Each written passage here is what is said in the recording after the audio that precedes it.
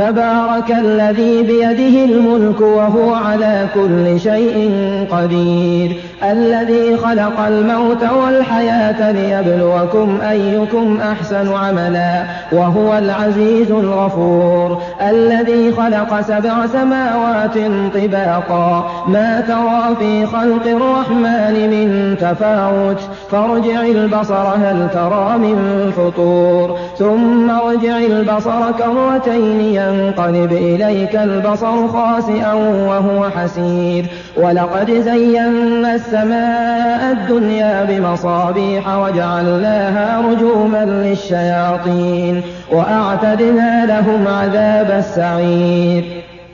وللذين كفروا بربهم عذاب جهنم وبئس المصير إذا ألقوا فيها سمعوا لها شهيقا وهي تفور